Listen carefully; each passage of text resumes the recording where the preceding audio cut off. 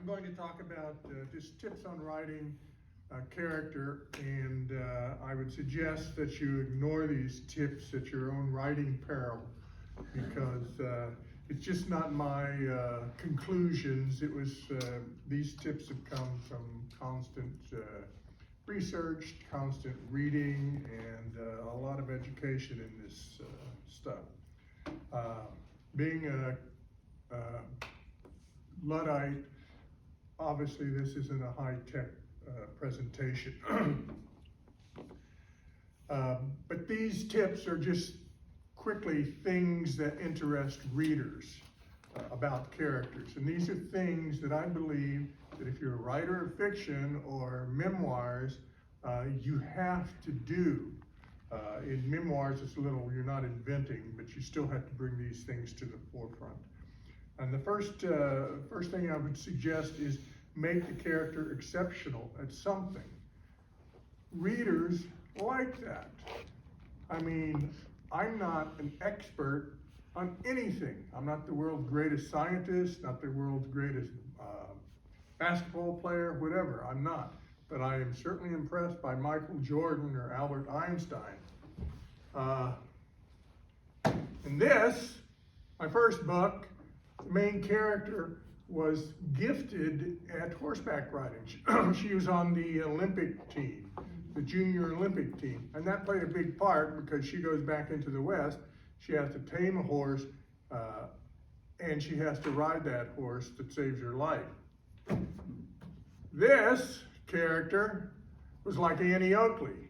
She was a gifted shot with a rifle, and she put food on the table for her family. That became big in the story. This character was, her mother was a Olympic judo finalist, and her father was a taekwondo expert. So obviously she was good at something, but she also learned how to deal with trauma, how to deal with action. And in this character was gifted with languages. She was really good at languages, which is just practical because you're dealing with a lot of languages in this story. You can't just pretend that she knows English if there's no reason for her to know English. So give them something good at, they're really good at something.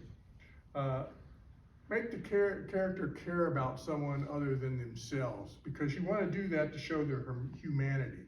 It's called, in literary parlance, saving the cat. So in other words, the character walks in, the cat's stuck in the microwave or something, and the microwave's ticking. So she dashes to the microwave and yanks it open and pulls the cat to safety. Anyway, that's a ridiculous example, but have them care about something other than themselves, and show it. If you can't do it along your plot, then create a scene where that happens. Make your characters, you can't have stick figures. You can't have perfect characters. Your good character has to have some flaws, and not just the flaws that when we went for interviews, you know, you go for an interview, and the interviewer, for a job, and the interviewer says, excuse me, what's your greatest weakness? And you tell him, boy, sometimes I just work too hard. And the interviewer says, sure. That's not the kind of weakness you want to, or flaw you want to put in your characters. You want to actually give them a flaw. Maybe they make mistakes. Maybe they get something wrong. Maybe they're a detective and they think Michael was the murderer. And it turns out it was Bill. So give them flaws. Don't make them perfect characters. As far as the villain, same thing, except in some stories like mysteries or serial killers and others. There are a lot of villains nowadays that are just perfectly evil, because readers nowadays seem to like to have a character dealing with the completely evil character. So you can do that. Give your character a unique voice. Make them distinct. And this is part of what you really have to do in bringing your character alive. You need to create scenes or along your plot, and you need to do it right at the beginning. Scenes to show who your character is. So you have something happening in that first scene, whatever it is. Push the envelope. Push the envelope. Have them say something or do something that is kind of outrageous. And then you decide, does this fit my character or not? And sometimes it doesn't fit, so you start over again. Just because it pops into your head, you don't stick with it. But give them something distinct. Again and again, you have to do that. Once you start to build that character that way, you start to layer on who this person is, who your main character is, then that will carry throughout the entire novel. And when you do that, this is what develops your plot. Your character doing certain things. You can't go into a story with A, B, C, D as your plot points and you're going to hit those no matter what. Because maybe at C, your character decides to do something else. Because if she goes from C to D, that's not what your character would do. And every reader at that point knows it because you've already developed a good character. Give your character something difficult, gut-wrenching in their past. This is important because it makes the character much more sympathetic to the reader. Even if the character is, like in this one, an assassin, it still makes her more sympathetic. And it also gives fodder for your story. It gives you story material when you're going along. And it's something that would play on the main character as you're going along. In this one, in her past, she was an Olympic rider. But in her hubris, she did something that destroyed the horse that she loved. And they had to put the horse down. In this one, she survived 4 years among the Cheyenne Indians. In this one, her mother and father were killed in front of her. And what does she do? Her whole motivation now is set on revenge. In this one, kind of the same thing as that.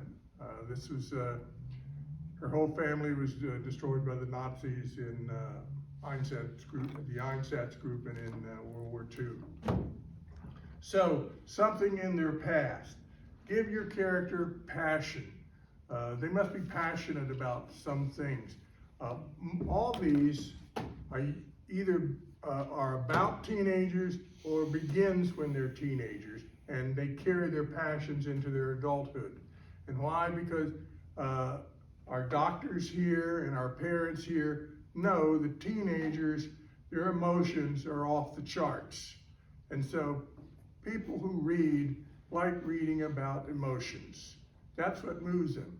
If the reader can cry because of something you wrote, they're going to like your book a whole lot better. So when I'm writing and I come to a moment and I think, hey, wow, I can make them cry here. And so I'll put something in. And one of the ways you do that is have one of the characters cry because of something. So you make them cry. Make your character have an obsession, not, as I wrote in the notes, not a clinical obsession, but they're obsessed about something. And that's what drives your story. And in the next one, it's the goal. What is the goal of the story? What does the character want? Because that's the engine of your story. This character wants to get home. And because suddenly she's back in 1848, and some voice from some cosmic distance told her to complete the journey, she feels that if she can complete the journey, she can go home. She wants to go home. She wants to find the person who's alive that she cares about most. That's her brother, who was also captured by the Indian. That's her goal. That's what drives the whole story. And she wants to keep her son alive, who's half Cheyenne. She wants to find the people who killed her parents. That's revenge. And this is basically the same story. Revenge against the Nazi who is leading it. Then that's what the story is about. If you create a scene that doesn't fit that, then the scene, even no matter how well it's written, shouldn't be there. So, and this is the thing I'll say most, because we're about at 11 minutes. This is the thing that's most important in developing characters. And that is, please don't just forget about what I'm saying here. When you start to write a story, in that first chapter, you need to show who the character is. Do something to show who the character is. Don't say, well, I've got to do this and this and this in the plot, and then move on to the next chapter. Who is this character? Make them do something to show it. And I've used this example, if you haven't got it. So your character walks into a room and there's a little puppy runs up to her. What does your character do? Well, one character kicks the puppy across the room. That tells you something about that character. The other one scoops the character up and pets the character. The puppy pees on him and she laughs. Or she throws the puppy away. It's something, create something, and have your character react to it. Doesn't work for you. Have her react in a different way. Have her react in a different way till this feels right, and this seems to be your character. Now you've laid on something. You put a layer on her or him about who that character is. I'll go ahead and stop because we're getting a little bit close to 15 minutes. It's 12. I'll throw it out for questions, and then I have a real quick story. What do you do about, about fleshing out your multiple characters, and do you try to, or you obviously try to do it just from the viewpoint of one character, Yeah. But what if, developing the other characters, and do you not want to have too many characters right in the first chapter to? Oh, yeah, you don't want too many characters in the first chapter. You just, if you have a lot of characters, you just bring them in when you can bring them in. But readers are not going to, remember 10 characters in the first chapter. Yeah, and if there are a lot of literary terms for the characters that are not the main characters, but you want to do basically the same thing with them. Give them all different personalities. One character may have a function in the story, but just make him an asshole. And another character, this is Mother Teresa or something. No matter what their function is, give them something different. So every character that comes in has something that the reader will remember when they read your book. Yeah, I think that it's really important to make this a three-dimensional character. So many people make someone all bad or all good. Yeah. This is a song that's sung by the Eagles group. I think it's called The Bad Man. And he is very bad, but they stick in a couple of things to make you realize that he's also a human being. Yeah. And it made it one of the great rock songs of all time. Right. Yeah, they are. In this, Max Bauer, the German who killed all those people, really loved his family. So, let's see. So, and you being a master, I take so much from your characters, but I need a little more help. So this is just a little pointer that I use that I found when I first started writing. And they called it a character wheel, so I don't have it on a wheel, but I have sheets of paper in my shed of each of my characters, and as I'm writing the story, I list their personal traits, their character, all their character, because sometimes as you get writing, you think, did I mention that before or didn't I? And I don't put it up there until I mention it.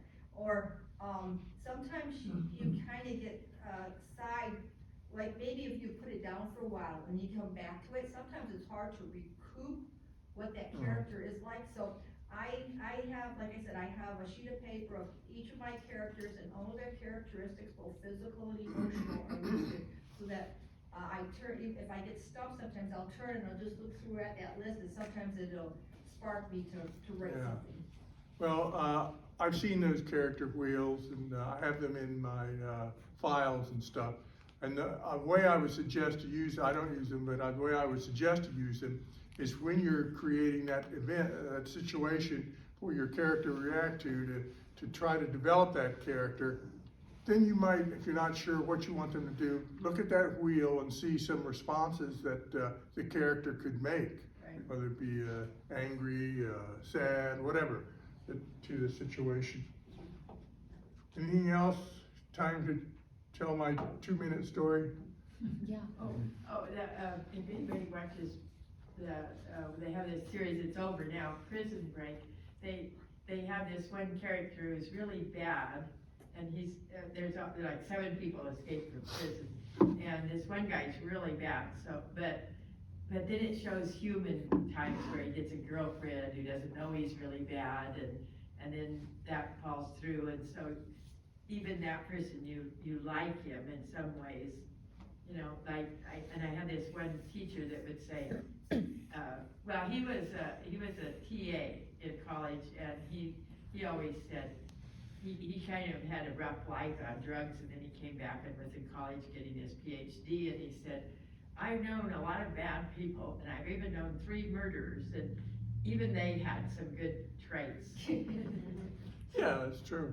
There's very few people that are completely evil. What, do you have a copy of this character wheel?